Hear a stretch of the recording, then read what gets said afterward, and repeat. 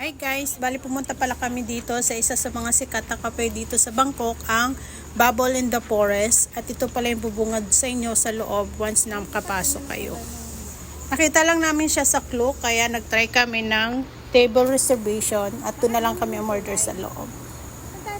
So ayun guys, tingnan nyo naman, sobrang ganda sa loob niya.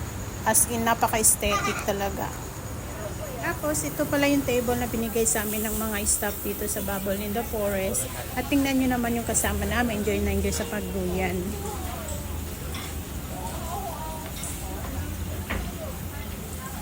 Tapos guys, ito pala yung pinaka-view ng Bubble in the Forest. O diba? Sobrang ganda.